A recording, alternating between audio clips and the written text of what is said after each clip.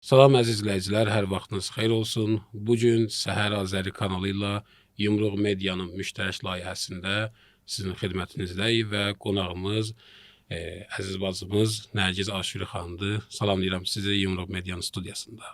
Salamlayıram sizi. Çox sağ olun dəvətinizə görə və dəyərli görüb eşidənlərimizi də salamlayıram. Ümid edirəm ki, çox maraqlı proqram olar. Təşəkkür.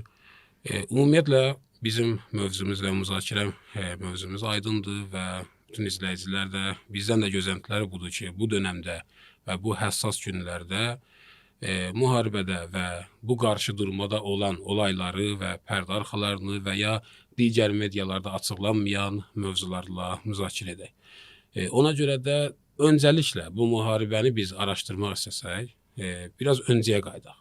Yəni İranla Amerika müharibəsi ilk öncə klassik bir müharibə deyil. Yəni Azərbaycan Ermənistan arasında, Bəli. Hindistanla Pakistan arasında olan bu növ klassik yəni iki siyasi düşüncənin qarşıdurması deyil, iki ölkə maraqlarının qarşıdurması deyil.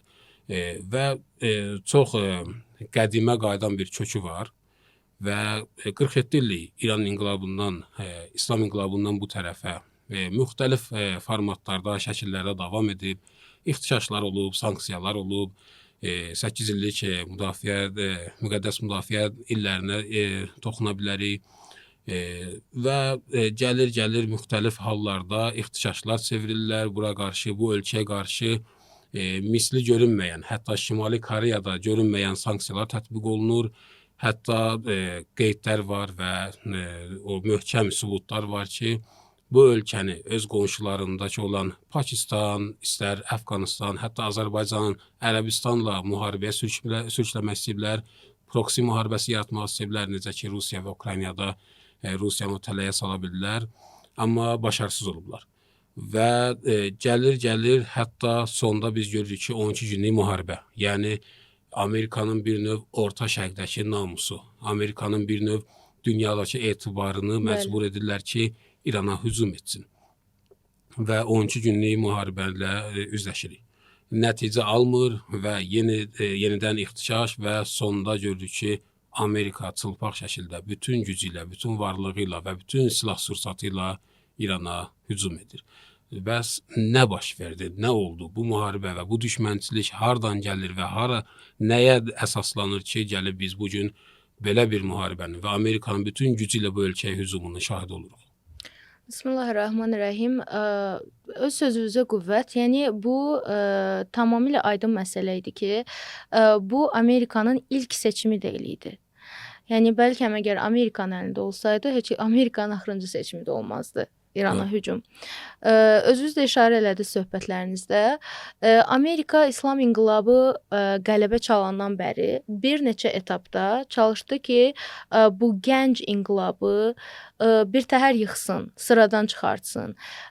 Təbii ki, bir inqilab yeni olanda onu məğlub etmək qat-qat rahatdır. Ta ki, artıq 47-48 ildən sonraki kök salıb, artıq cəmaət bu inqilabı sevir, alışıb və dünyada bu inqilab da özünü düzgün tanıda bilib, prezent edə bilib. 2 nəsildə dəyişib bu inqilab. Bəli, artıq və şükür Allaha ki, inqilabı edən o zamanın gəncləri də indi sağdırlar və bizə danışa bilərlər. Biz Z nəslinə danışa bilərlər ki, nələr baş verdi ki, bu inqilabı gətirib çıxardı. Çünki tarix zaman-zaman təhrif olunur nəsil dəyişdikcə. Amma söhbət ondan gedir ki, ümumiyyətlə nə oldu ki, gəlib bura çıxdı məsələ. Amerika belə bir seçim qarşısında qalmağa məcbur oldu. Söhbətlərin davamında inqilabdan qabaq da danışa bilərik, amma söhbət hal-hazırda bu artıq 68 günlük müharibədən gedir. Yəni bugünkü biz bu verilişi çəkirik, bu söhbəti aparırıq, artıq 68-ci günüdür müharibənin. Baxın, Amerika başladı İranda bir sıra etirazlara sərmayə yatırmaqla. İstədi bir sıra fars dili ilə opozisyon dillər, xarici narazıçılıqlardan istifadə edərək, xaricdə yaşayan hansısa anti-İran, anti-İslam və anti-inqilab qüvvələri silahlandırmaqla, onları maliyyələşdirməklə bunların hamısının üzərində çalışdı. Güc qoydu, enerji qoydu, vaxt xərclədi. Sonra çalışdı İran ətrafındakı olan terrorçu dəstələri silahlandırmaqla. Yəni biz son vaxtda gördük, Trump da buna açıq şəkildə buna etiraf etdi. silahlı Kürd terrorçularını silahlandırdı və hətta çox maraqlı bir açıqlaması var idi. Dedi ki, Kürdlərdən razı deyiləm. İstədiyim kimi silahları çatdırmadılar. Bunları silahlandırdı, gətirsin ixtişaşa çıxartsın. Və biz gördük ki, Fars təqvimi ilə 18 və 19 Əsfənd tarixlərində, Bəhmən tarixlərində biz gördük ki, bu sərmayə qoyulmuş, maliyyələşdirilmiş, enerji potensial yaradılmış silahlı qüvvələri, terrorçuları ölkəyə qarşı, inqilaba qarşı xiyabanlara tökməyə çalışdılar. Bunda da uğursuz qaldılar. Yəni başladılar etirazlardan, narazıçılıqlardan, süni iqtisadi embargolardan gəlmiş, yaranmış problemlərdən ta ki artıq silahlı toqquşma falan. Yəni bu etapların hamısında bunlar uğursuz qaldılar. Uğursuzluğu açıqlamaq olar, çünki Bəli. çoxları deyirlər ki, uğursuz olmayıb. Yəni elə zənn edirlər ki, İslam Cümhuriyyəti və onun silahlı qüvvələri ya təhlükəsizlik qüvvələri zor tətbiq etdilər və cinayət törətdilər və öz xalqlarına atəş açaraq o etirazları ya ixtişaşları yatsızırlar. Bəli. Həqiqət amma elədirmi, yoxsa tam başqa bir? Bu çox yaxşı sualdır, çünki mən özüm bir müxbir kimi ki çalışıram Səhər TV-də bunu görürəm. Zaman-zaman Azərbaycan mediasında, şərhlərdə və xəbərlərdə mən belə bir şeylərə rast gəlirəm. Bir sual vermək istərdim izləyicilərə, yəni bu proqramı görən izləyicilərə. Amerikada polisin davranışını hamımız görmüşük ümumiyyətlə. Amerikada əgər hətta yol hərəkət qaydalarının polisi bir maşını, sürətlə hərəkət edən bir maşını saxlayarsa, o sürücünün hətta haqqı yoxdur əllərini rulun üzərindən götürməyə. Çünki polis dərhal bunu silahlı bir insident görərək ona atəş açmaq haqqı var.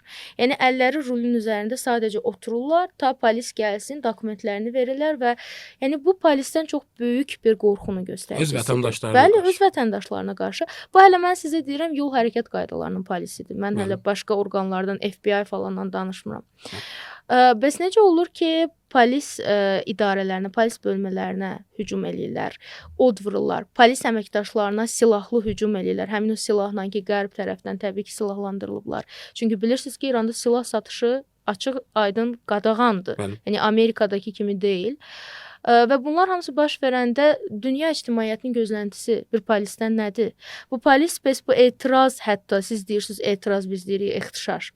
Bu etirazlarda, ixtişaşlarda olmayanların sıravi adi cəmaatın ki, çoxluğu da təşkil edirlər. Bunların təhlükəsizliyini polis necə qorusun? Silahla xiyabanlara çıxmısınız, od vurursunuz, keçənlərə atəş açırsınız, maşınlara hücum edirsiniz, magistralları bağlayırsınız. Bunları cəmaatı necə polis müdafiə eləməlidir? Bu bir sualdır ki, buna Azərbaycan mediası yaxud hər hansı bir media ki, İran polisini günahlandırır, cavab verməlidir. Ondan başqa, indi söz içində söz oldu, qayıdarıq inşallah təzədən Amerika məsələsinə, amma bunu da işarə eləmək istəyərdim. İndiki söz ixtişaşlara gəldi.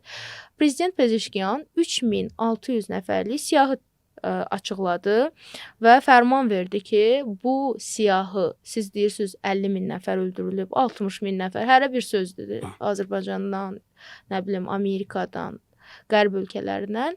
Siz deyirsiniz ki, 3000 nəfərdən çoxdur. Biz bu 3600 nəfərlik siyahını açıqlamışıq. 5 yaxşı, qalan 30 mini siz açıqlayın, qalan 40 mini siz açıqlayın. Burada biz yazmışıq ad, familiya və şəxsiyyət vəsiqəsi, nömrələri, adresləri, qalanı siz açıqlayın. Bir nəfər artıq əlavə eləyə bilmədilər bu siyahıya və bir dəfə göstərildi, bir daha göstərildi ki, bu tam yalan, dezinformasiya və İranı xərab eləmək məqsədi ilə olmuşdu ki, bu da yenə Amerikanın planı tərkibində idi ki, indi də söhbət elə ondan gedir. Bütün bunlar hamısı keçdi. Ta ki çatdı ona ki, artıq Amerika çıxılmaz bir vəziyyətdə qaldı. Nəyə görə biz deyirik ki, onlar uğursuz qaldılar planlarında? Uğuru biz ümumiyyətlə nə adlandırırıq? Uğur odur ki, İslam inqilabı Allah eləməmiş dağılsın, yıxılsın və İran parçalansın. Onlar uğuru bunda görürdülər və təbii ki, bunun heç birinə nail olmadılar. Bəs deməli uğursuz qaldılar. Yəni etirazlarda bu nəticələr etməlidirlər. Bəli. Yəni açıq şəkildə də bunu deyirlər Kürdistan olmalıdır, Ərəbistan olmalıdır, Türkistan olmalıdır, yəni Bəluçistan olmalıdır. Ortada bir neytral sahə qalacaq. İndi 2-3 dənə ostandan təşkil olmuş Yəzdi, İsfahandı, Şirazdı. Bunlar olarlar hə, məsələn indi İran. Təbii ki, buna nail ola bilməzdilər heç vaxt. Çünki İranlıların çox özəl bir xüsusiyyəti var. İranlılar həmişə tarix boyu öz diyləşlərinə görə əcnəbiyə qarşı, düşmənə qarşı, hər hansı xarici bir qüvvəyə qarşı birləşiblər. Biz bunu tarix boyu görmüşük. Ola bilər daxili problemlər olsun, hansısa iqtisadi narazıçılıqlar olsun. Amma İran xalqı həmişə bunu daxili həll eləməyə tərcih edir. Ona görə də Amerika ola bilsin sərf hesablamadan, ola bilsin çarəsizlikdən nəhayətdə məcbur oldu müharibəyə daxil olsun. Qeyd edim bir şey, yəni o müharibəyə qayıtmamışdan öncə ixtişaşlarda bir məqam var. Qarşınızda oturan insan mənim əvəzimə bir başqası olsaydı, yəni təbii ki, mənim düşüncəm, mənim ideologiyam yəni aydındır. Bəli. Əks bir düşüncəyə sahib olan bir insan olsaydı, sizin bu sözünüzdən ki, yəni əgər silahlı şəxslər, silahlı qruplar meydana gəlib və orada atəş açırlarsa, polis nə reaksiya verərdi sözünüzdən? Belə çıxır ki, yəni polis həqiqətən də atəş açıb öz xalqına və siz bu atəş açmağa haqq qazandırırsınız. Elə Ağır çıxır söhbət. məqamdır. Baxın, polisin ixtiyarları, polisin vəzifəsi tam aydındır. 3600 nəfərlik siyahıya yenə qayıdıram. Kim neçə nəfər demək istəyir desin. Burada heç bir əhəmiyyəti yoxdur. Qaydaq həmin siyahıya ki, hökumət tərəfindən açıqlanıb.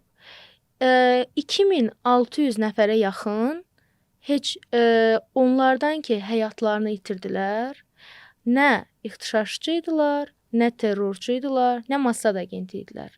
Bunlar sırf sadə əhali idilər. Ya işdən qayıdırdılar, ya məktəbə gedirdilər, bilmirəm, hər hansısa bir başqa dərnəyə gedirdilər, mağazaya alış-verişə gedirdilər. Və bir çox da bu 2000 neçə nəfərin arasında polis əməkdaşı var. Bu polis önəmli əməkdaşı. məqam. Bu çox önəmli məqamdır. Yəni baxın, biz buna ilkin günlərdə ixtişaş deyirdik. Amma sonra artıq belə qənaətə gəldi və ümumiyyətlə ölülərin sayından, sonrakı baş verən bəyanatlardan, həmin Trumpın açıqlaması, qərb ölkələrinin açıqlaması ki, dillə dedilər ki, biz bunları silahlandırıb bir şey çıxartmışdıq. Bundan artıq bəlli oldu ki, bu məsələ sadə ixtişaş deyil idi. Sadə etirazların biraz daha genişlənməsi deyil idi. Bu, daxili vətəndaş müharibəsi salmağa bir cəhd idi. Çevrilişə bir cəhd idi. Bir mini çevriliş buna demək olar hətta. Belə bir şəraitdə ölkəni qoruyan orqanların vəzifəsi nədir? Siz təsəvvür eləyin, bir çoxluq var, bir azlıq. Bir azlıq silahsız çoxluğa hücum edir, onlara təhlükə yaradır, onların həyatında problemlər yaradır və daxildən müharibəyə başlamaq istəyir. Yəni bir var müharibə sərhəd kənarından başlayır, bir də var daxildən başlayır. Bunda heç bir fərq yoxdur. Vətəndaş müharibəsi. Vətəndaş müharibəsi. Burada polis təbii ki, öz vətəndaşlarını müdafiə etməlidir. Əgər biz desək ki, polis qətiyyən atəş açmadı, yalan söhbətdir. Polis silahlı və günahsız vətəndaşa atəş açmasa, onda mən vətəndaş etiraz edəcəm. Sən polis niyə məni qorumadın? Sən mənim təhlükəsizliyimi qoruyan qüvvəsən. Və polis tamamilə öz vəzifəsini yerinə yetirməlidir bu halda və İran xalqı layiqincə göstərdi ki, polisə dəstək verir, polisə təşəkkür edir. Ona görə ki, onlar bir daha təhlükəsizliyi ölkəmizə geri qaytardılar. Və çox maraqlıdır. Ondan sonra təbii ki, ondan sonrasının artıq yükü düşürdü biz medianın üzərinə. Müsahibələr yayımlandı, görüntülər yayımlandı. Bunlar özləri açıqladılar. Telefonlarındakı materiallar açıqlandı ki, bunlar baxın, Mossadda filan agentlə danışıqlar aparıblar. Onlardan hansı materiallar, silahlar əldə ediblər. Hamısının görüntülər, səs yazıları ortaya çıxdı və artıq cəmaət əmin oldu. Cəmaət hətta əgər kimsə əmin deyilsə, artıq bu məqamdan sonra əmin oldu. Və bir daha biz gördük ki, polis nə qədər son ana qədər çalışdı ki, atəş açmasın. Sizin o dediyiniz əmin olmağı qeyd etmək olar ki, 3 gün sonra 25 milyonluq insanlar çıxıb və polisə və öz hakimiyyətlərinə dəstəklər. Bəli. Bir dırnaq açmalıyam bu söhbətin arasında da. Bunu da qeyd eləməliyəm ki, əmin olmaqdan söhbət getdi. Baxın, İranın qüdrəti artıq heç kimə məxfi olan, gizli olan bir şey deyil. 50 gün Amerika, o Amerika ki biz ona demirik ya Amerika, biz deyirik Amerika, deyənlər Amerika deyirlər. 50 gün İran həmin onların dediyi o Amerika qarşısında dayandı. Amerika elə bir ölkə deyil ki, əgər şumlayıb keçə bilsə, şumlayıb keçməsin. Biz bunu Qəzzədə gördük. Bəli. Qəzzədən düz bir bu stolun üzəri kimi düz bir səhra qalıb. Amerika həmin Amerikadır ki, 3 günlük əməliyyatla Venezuelanın rəsmi qanuni prezidentini oğurladı, apardı, neftinə sahib çıxdı. Bəs deməli siz düşünürsünüz ki, Amerika bunu İranda eləyə bilsəydi eləməzdi? Əlbəttə Təbii ki. ki, eləyə bilmədi. Və onun qarşısında duran İran belə bir gücə malikdir ki, bir gün, yarım gün ərzində 3-5 terrorçunu küçələrdən yıxsın. Təbii ki, buna qadirdir. Bəli. Yəni o boyda hegemonun qarşısında dayanan 3-5 uşaq, üzr istəyirəm deməyə, uşaq Həqiqətdir. terrorçunu küçədən yığa bilmirdi. Bəli. Burada bir fakt da ortaya çıxır. Birinci gün polisin heç bir atəş açmağa belə haqqı yox idi. Və nə qədər bizim polis qüvvələrimiz şəhid oldular. Ona görə ki, silahlıların qarşısında silahsız durdular. Yəni ona görə ki, axırıncı ana qədər mənə bu Kərbəlanı xatırladır ki, İmam Hüseyn axıra qədər çalışdı o Yezid qoşununu xütbə dedi, onları agah elədi. Axırıncı ana qədər kimlərsə geri döndülər. Yəni 2 həftə bir dönəm idi və son 3 2 gün, gündə 2 həftə heç demək də 2 gün o olmaz. etirazların Bunlar pik başlamasından nöqtəsi idi, və o bəli. şiddətlənməyi son 2 gün Bəli. idi. Və biz görürdük ki, polis heç bir zor Qətiyyən. tətbiq etmir. İcazəli də eləyirdilər. Bunu polis qüvvələri açıq şəkildə Silahların açıqladı. əllərindən almışlar Bəli, polisin. İcazəli də eləyirdilər. Silah açmaq, atəş açmaq qətiyyən icazəli də eləyirlər. Ki əgər buna icazəli olsaydılar, nə bir gün, nə 2 gün, yəni yarım günə bunu yığışdırmaq olardı. Və bu 500-dən da çox başqa polis bir sübut. əməkdaşı şəhid oldu Bəli. bu. O 2000 neçə nəfərin içindəki dedim, 1000 nəfərdən çoxu polis Mindən çox. əməkdaşı və təhlükəsizlik qüvvələri, ola bilər onun içində könüllü bəsicilər var idi. Gənc uşaqlar ki, könüllü şəkildə bəsici gedirdilər, sadəcə dayanırdılar polis qüvvələrinin kənarında. Mən 500-dən çox bilirdim, siz Təəssüflə. deyirsiniz 1000. Bəli. Yəni dünyanın harasında belə bir şey şahid ola bilər? Belə Bəli. bir hadisə ki, 1000-dən çox polis əməkdaşı ya təhlükəsizlik Yaxud qurumlarının bəsic əməkdaşları və könüllü Bəli. bunlardan itki verilə və yenə də həmən hakimiyyət, həmən Bəli. silahlı qüvvələr, həmən polis qınaq altına gedə ki, siz zor tətbiq edirsiniz. Bəli. Biz federal polis rəisinin Amerikada şahid olduq ki, bəzi orada bir xanımı ki, polis tərəfindən 3 uşaq anası idi. Bəli. Bəli. açıq-aşkar, utanmadan kamera qarşısında deyir ki, evlərinizə geri dönün. Polisə qarşı siz çıxsaz, Bəli. ya həbs olunacaqsınız, ya öldürüləcəksiniz. Bəli. Açıq-aşkar bunu deyən bir ölkə demokratiya adıyla İranda olan bu hadisələrdən nigaran idi.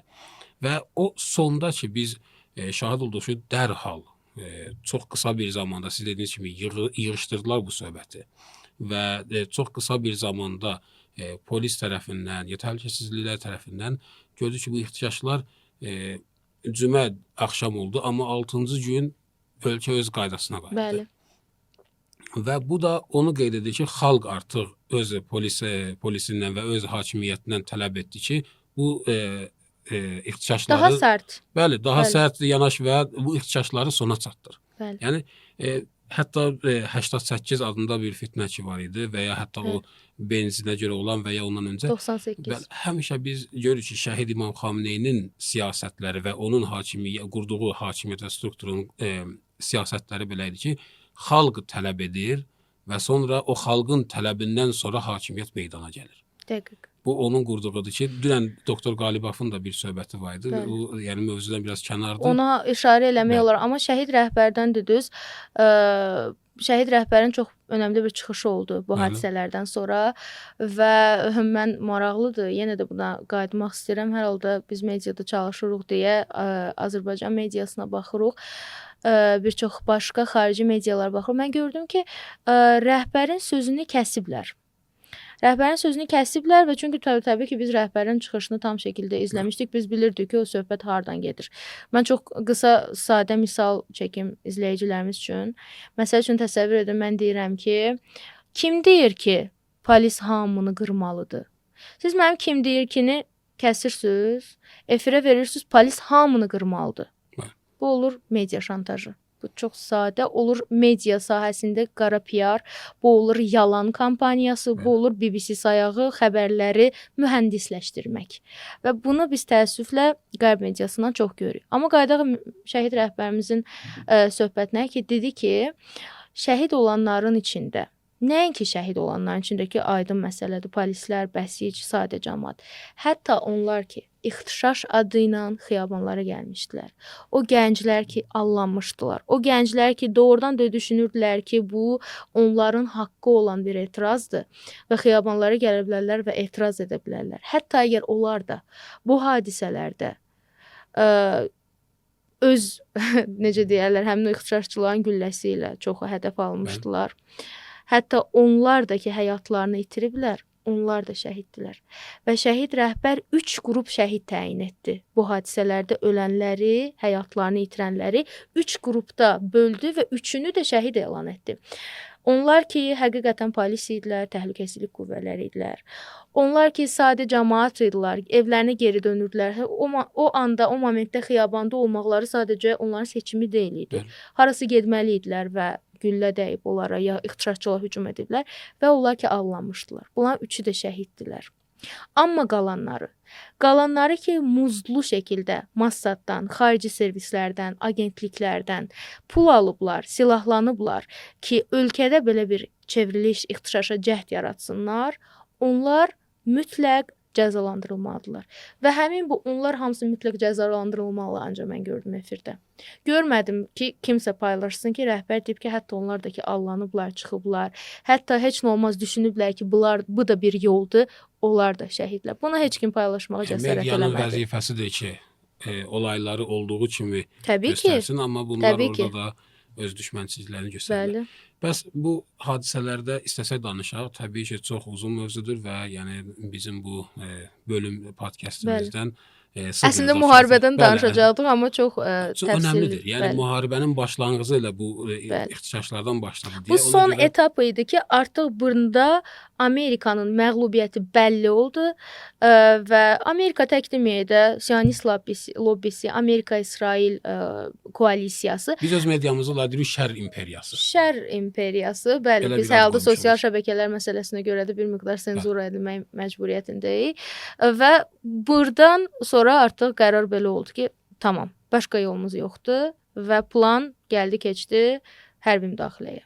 Və dediniz ki, bu son savaş başladı. Son savaşın başlaması biraz fərqli oldu. Düzdür, rəhbərimizin, yəni İmam Xamneyinin şəhadəti ilə də başladı, amma digər tərəfdə fərqli bir cinayətlə başladı və orada uşaq məktəbinin hədəfə alınması idi.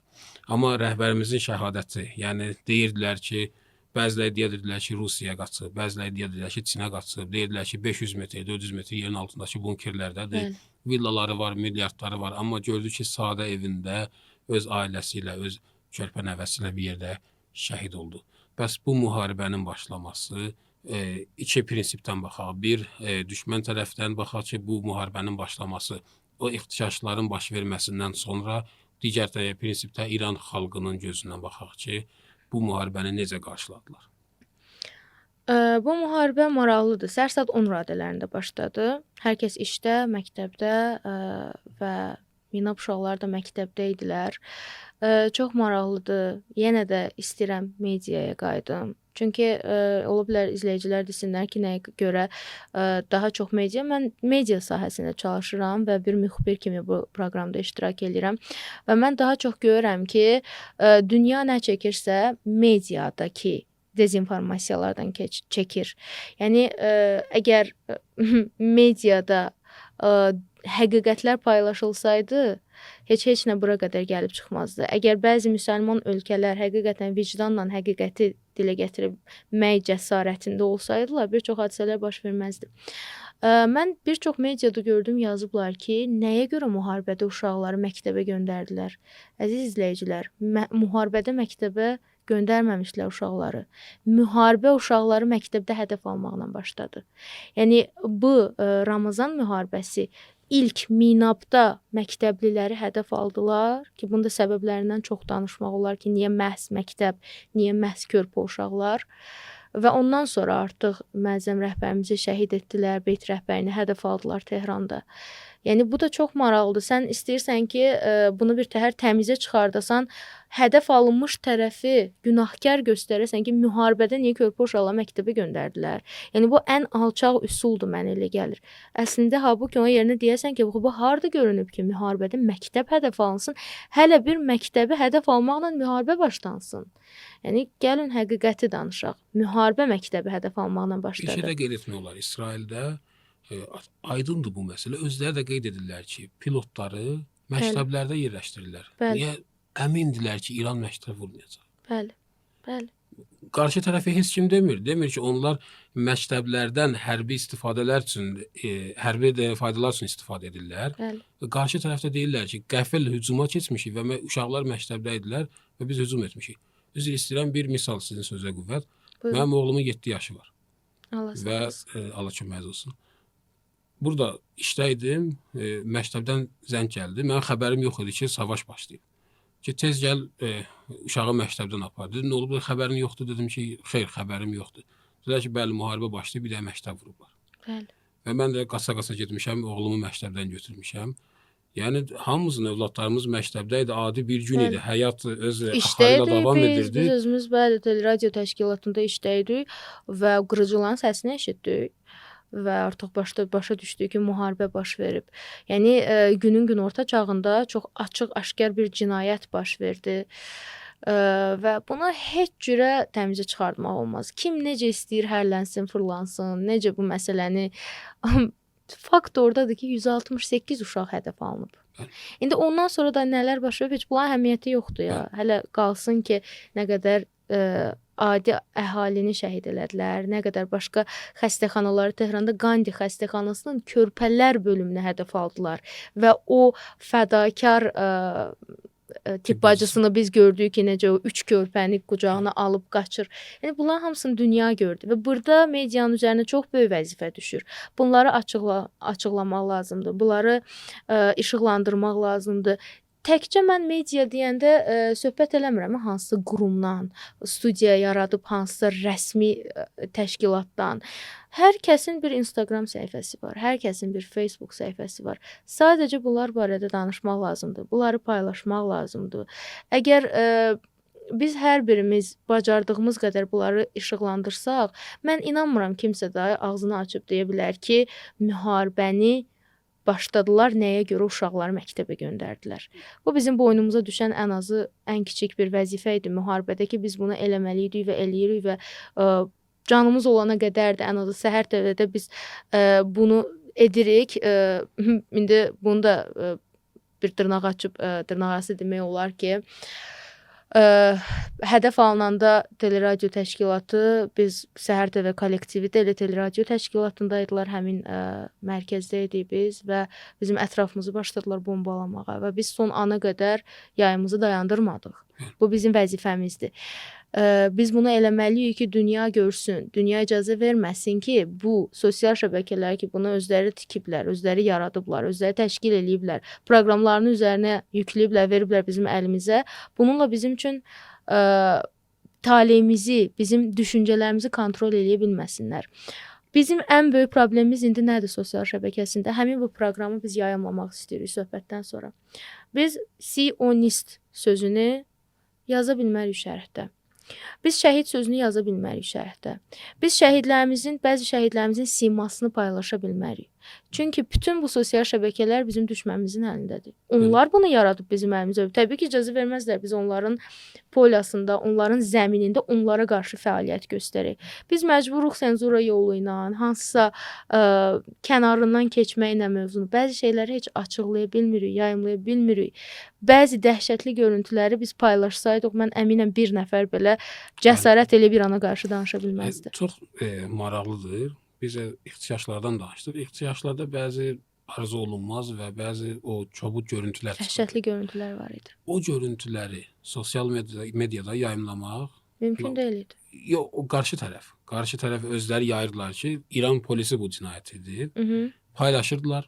Alqoritm tərəfindən heç bir məhdudlaşma baş vermirdi və əksinə dəstək olurdu. Alqoritm tərəfindən daha çox kəşfiyyata izlənmələr düşürdü, qazanırdı. izlənilirdi. Amma biz öz şəhidimizin ki, illərdir gedib amma hələ də acısı bizim ürəyimizdədir. Hələ də onu izləyirik. Şəhid generalımızın. Onun adını çəkə bilmirik. Onun Bəli. görüntüsünü yaya bilmirik. Və bu da göstərir ki, elə sizin dediyinizə qüvvət, yəni senzura Dəqiq imkan vermir belədir. ki, həqiqətlər göstərilsin. Dəqiq belədir və onlar necə paylaşırdılar? Məsəl üçün paylaşırdılar ki, hə bir gənc yıxılıb, güllə ilə hədəf alınıb və görüntülər də siz demiş ki, heç bir problem də yaranmırdı. Hökumət gəlirdi, görüntünün tam versiyasını yayımlayırdı. Ki, neçə nəfər silahlı terrorçu bu gəncə hücum edirlər. Bəli. Vəhşicəsinə onu şəhid edirlər və görüntülərini də paylaşırlar. Bu bütöv videonu biz qoya bilmirdik. Bu bütöv videonu biz qoyanda ki, baxın bu terrorçular idi ki, bu gəncə hücum elədilər xiyabanda. Bunu qoyanda səhifə bağlanırdı və ancaq Allah bilir ki, biz ən azı Səhər TV-də nə qədər çalışdıq ki, bu 60 gündə səhifələrimizi sadəcə qoruyub saxlayaq. Bilirəm ki, siz də həmin problemlə Bizim Instagram üzləşmisiniz. səhifəmiz şadöbən olub və Bəli, təəssüflər. izləyicilər göstərmir. Biz YouTube kanalımızı açdıq, sildilər, açdıq, sildilər. Bəli. Məcbur olduq axır yumruq verir. Yəni fərqli bir adla gələk və hələ ki səhifəmiz yerindədir. İnşallah ki, İnşallah ki, uğurlu olar. təşəkkürlər. Bəs qaydaq müharibəyə. Bəli. Müharibədə çox şiddətli bir hücum baş verdi və hücum baş verən an bütün dünya elə zənn edirdi ki, sadə deyim sən, İran da getdi. Bəli. Belə bir düşüncə var idi. Mən şərhlərdə görürdüm də, biz Bəli. birinci gün video paylaşmışdıq. Bu da İranın sonu. Və İran bununla da bitdi. İran İslam Respublikası əfsanələri burada da sona çatdı. Amma tam əksinə şahid oldu. Bir həftə müharibədən keçəndən sonra Donald Trump özü deyir ki, biz gözləmirdik ki, onlar bizim bütün bazalarımızı vursunlar. Bəli. Biz gözləmirdik ki, onlar Fars körfəzinin cənubunu oda çəksinlər. Donald Trump'ın öz açıqlamalarıdır. Yəni gözləmirdik, Bəli. düşünmürdük. Və Hörmüz boğazının bağlanmağı bu dəqiqə hər hansı bir qələbədən danışmaq istəyirsə, müxbirlər, ekspertlər Hörmüz boğazı nə oldu? Bəli. Hətta Çinə səfəri var ki, onun üçün çox önəmli bir səfərdir. Çinin Xarici İşlər Naziri onu aşağılamaq üçün deyir ki, bu səfərdə əsas mövzu Hörmüz boğazı olacaq. Bəli. Yəni düşünmürdük Donald Trump'ın dediyi. Elə zənn etmirdik ki, belə olsun. Burada bir sual yaranır. Amerikanın o qədər ağıl mərkəzləri, o qədər tədqiqat mərkəzləri, universitetləri və siz çox gözəl dediniz ki, çoxları üçün Amerikadır. Bəli. Bizim üçün Amerikadır, amma o çoxları üçün Amerika. Bəli. O həmən o Amerika necə oldu ki, düşünmürdük sözünü istifadə edir. Necə oldu ki, belə bir tələyə düçar oldu? Sizin baxışınız bu məsələyə necədir? Gəlin qəbul eləyək ki, Amerikanın deməyi ki, düşünmürdü, biraz məntiqə sığmır. Tamam, Yəni siz təsəvvür eləyin, bəli. Yəni təsəvvür eləyin ki, bunlar milyardlarla xərcləyirlər. Bəli. Ki, hər ölkədə cəsuslar yetişdirsinlər, ki, beyin mərkəzləri tiksinlər. Xaricdəki o satqınları maliyyələşdirirlər ki, onlar ölkələri barədə məlumatlar onların ixtiyarında qoysunlar. Təbii ki, belə bir şəraitdə Amerika desin ki, bilmirdim, düşünmürdüm. İnanılmaz deyil. Belə bir versiya ortaya çıxır ki, bəs kim Amerikanı bu müharibəyə sövq eləməkdə maraqlı idi? Ki, təbii ki, birinci və axırıncı namizəd İsrail rejimidir bu məsələdə. Biz belə baxanda Donald Trump'ın ətrafında, onun ən sıx komandasında bir neçə tanınmış Yəhudi sima ilə üzləşirik ki, ən birincisi onun kürəkəni Koşnerdir ki, Yəhudidir və Yəhudiliyinə hər zaman fəxr edir və açıq-aşkar özünü İsrail vətəndaşı adlandırır. Ondan başqa təbii ki, indi komandada başqaları da var, Hexet falan. Bunlar hamısı aydın məsələdirlər ki, hansı məsləkə xidmət edirlər. Vitkofun özü də Yəhudidir. Vitkof, bəli, Vitkof Yəhudidir, Yəhudi tacirdir və Vitkof bu qrupda iqtisadi maraqların daha çox məhsulu kimi tanınır. Bəs necə oldu? Bu hər halda bir şəxsi fikir ola bilər və bir neçə fikrin də toplumu ola bilər. Amerika əgər özü özlüyündə olsaydı, belə bir problemə bəlkə də qarışmazdı. Amma bir neçə məsələ Trump'ı təzyiq altında qoydu və Trump'ı məcbur etdi ki, boyun əysin İsrail rejiminin qarşısında. Onlardan biri kimi Epstein sənədlərini işarə eləmək olar. Onlardan hələ biri kimi. Epstein sənədlərində biz açıq-aşkar gördük ki, Trump'ın Epstein özü ilə çox sıx əlaqələri var idi. Trump'ın həyat yoldaşı Melania Trump'ın bağlı, qapalı şəkildə desək, Epstein-lə münasibətləri, görüntüləri üzə çıxdı. Və çox aydın məsələ idi ki, Trump çox mühüm bir möhrədir o adada. Sadə qonaq deyil. Qeyri-rəsmi mənbələr deyirlər ki, o adanın inşa olunmasında Donald Trump'ın Bəli. həyati rolu olub. Bəli, bəli. Bir var indi qonaqlar ki, onlar da özləri şeytana xidmət edən və dəhşətli məxluqlardır, onlar insan demək olmaz.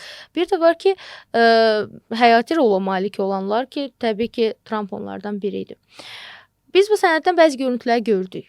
Amma bizim bu görüntüləri gördüyümüz görüntülər bir icebergin, bir buz dağının bəlkə qülləsində bir, bilmirəm, 3-4 santimetrlik ucu idi. Bu icebergin dibində, okeanın dibində nələr var idi? Nələr var ki, onlara görə Trump hazır olduğu regionda bütün bazalarını itirsin. 25 milyard dollarlıq xəsarət vursun öz ölkəsinə ki, hələ onlar özləri 25 milyard dollar deyirlər, amma 100 milyard dollara qədər də təxmin olunur. Doktor Əraksinin öz Bəli. rəsmi bəyaniyəsində deyir ki, Bəli. 100 milyard İran tərəfindən təxmin olunur. 25 milyard dollar o şey ki, onlar deyirlər, onların xərclədiyi pullar da raketlərə, PUA-lara, hansısa istehlaklara, yanacağa, amma bazaları elə siz nəzərdə alsınız ki, İran ətrafında 6-7 ölkədə ki, baza hədəf alındı, Fars körfəzi ölkələrində, elə bunlar özləri düşünürəm ki, hardasa Bir mühüm qeyd də var. Siz baxın, Ərəb ölkələrinə, Birləşmiş Ərəb Əmirlikləri olsun, Qətər olsun, Ərəbistan, üstəlik 5000-ə yaxın Patriot havada müdafiə sistemi raketi istifadə olunub ki, bunlar təxminən 15 milyard dollara başa gəlir. Bəli. Bu Pentagonun siyahısında yoxdur. Niyə? Çünki bunu ərəblərə satmışdılar. Öz maraqları üçün Öz siyahlarından istifadə etdilər. çıxardıblar. Və o siyahı yoxdur. O ərəblərə olan siyahıdır. Və bir məsəl üçün Avropa deyir ki, biz bu savaşın nəticəsində enerji üçün 26 milyard dollar daha çox pul xərcləmişik. Bəli. Yəni bu iqtisadi zərərləri də onu nəzərə alsaq 100 milyarddan Siz sadəcə onu nəzərə alın ki, siz bir düz xəttdə gedəcəksiniz, burdan yanacağı alıb, oradan yanacağı o tərəfə ötürəcəksiniz. Hörmüz boğazı bağlandı və siz bir okeanı ötməlisiniz. Yəni təsəvvür edin, bu özü nə qədər artıq aşırı xərclər gətirir. Amma söhbət orada qaldı ki, bu Epstein sənədlərində nələr var? Hansı faciəvi cinayətlər var ki, Trump hazır oldu ona görə müharibəyə girsin. Ondan başqa isə İsrail rejimi işğal etdiyi məntəqə İran əli altındadır. İrana çox yaxındır. Bizim belə yaxın şərqdə və İsrail rejimi gözəl bilir ki, hər hansısa bir səhv addım atarsa, İran onu birbaşa hədəf ala bilər. Amma Amerika uzaqdadır. Amerika ən azı coğrafi baxımından İrana uzaqdadır. İsrail rejimi belə bir şəraitdə deyir ki, sən mənim müttəfiqim deyilsən. Mən hədəf altında olum, sən olmayasan. Mən balaca bir yeri işğal eləmişəm, oturmuşam. Və məni özləri də gözəl bilirlər, onları dağıtmaq o qədər də çətin bir iş deyil İran üçün. İsrail rejiminin işğal etdiyi ərazi, biz elə bir ölkə tanımırıq da, o ərazi İranın Buşehr ostanı boydadır. Hətta Buşehr ostanından da bir miqdar kiçik. İran 30 ostanı var. 30 indi Azərbaycan dilişi ilə rayonu var və İsrail rejimi onların birindən hətta balacadır. Hətta o balacalarından birindən də balacadır. Belə bir şəraitdə təbii ki, İsrail rejimi razı olmazdı ki, tək başına belə bir savaşda qalsın. Əgər mən batıramsa, sən də mənlə batırsan, sən mənim strateji müttəfiqimsən və indi ki, mənim əlimdə belə bir rıçaq var, belə bir şantaj var, sən də mənlə batırsan, yoxsa səni də batırıram. Bunun kənarında başqa bir məsələ də var. Şantaj məsələsi. Amma şantaj sadəcə Epstein sənədlərinə görə deyil ki. Biz Amerika tarixində dəfələrlə görmüşük ki, o Amerika prezidentlərinin ətrafında və Amerikanın kölgə hökumətində, yəni Amerikanın bir hökuməti var, bir kölgə hökuməti var ki, o hökuməti idarə edir. O kölgə hökumətdəki həmin sionist lobbisi də demək olar. IPAC adı ilə Amerikada tanınır. Kim necə istəyir deyə bilər. Kim deyir, nə bilim, masonlar, kim deyir, sionist lobbisi, kim deyir, kölgə hökuməti. Tarix göstərib ki, onlar çox istəsələr, çox rahat şəkildə prezidenti aradan qaldıra bilərlər. Bir maneə kimi. Biz John F. Kennedy-də buna şahid olduq. Prezident sənin maraqlarına uyğun gəlmir. Çox sadə bir terror planı ilə prezident tamam, onun siyasi və həyati fəaliyyətləri dayandırılır. İzləyicilər bilməyənlər üçün John F. Kennedy yeganə Amerika prezidenti idi ki, İsrailin nüvə sənayesi olmağı və nüvə texnologiyasını əldə etməklə müxalifət edirdi. Bəli, təşəkkür edirəm əlavə elədiyinizə görə. Dəqiq və buna görə də aradan qaldırıldı və çox rahat terror olundu. Və Trump da bunu gözəl bilir. Trump bilir ki, əgər fərmanları düppədüz, addım-bə-addım icra etməsə, həyata keçirməsə, onun da aqibəti belə bir şey ola bilər. Hələ üstəlik ki, onun əlində başqa bir şantajlar var ki, özü də gözəl bilir ki, abra gedə bilər və psixoloji baxımdan Trumpın şəxsiyyətinə də baxsaz, siz baxırsınız, görürsünüz də 3 gündən birdir mən qalib gəldim. Mən qalib gəldim. Mənə Nobel sülh mükafatı verin. Çox özündən razı və çox istəyir ki, dünyada özünü bir qəhrəman kimi qələbə versin. Və həmin bunun hissinə uyğun olaraq da İsrail rejimi çox rahat onu oynada bilir. Sən İranla müharibəyə gir, biz səni dünya qalib eləyərik. Sən İrana qarşı hücum elə, biz səni dünyada İranı məğlub edən bir prezident kimi tarixə salarıq. Yəni inandırmışdılar ki, bu müharibədən qalib kim çıxacaq. Bəli, inandırmışdılar onu və Trumpın çıxış yolu yox idi. Ya inanacaqdı, ya şantaj olacaqdı, ya terror ediləcəkdi. Yəni Trumpın heç bir bu 3 dənədən başqa heç bir çıxış yolu yox idi və Trump inanmaq yolunu seçdi. Trump tərcihi bu oldu ki, bir qalib kimi bu müharibədən çıxsın və adını tarixə yazsın.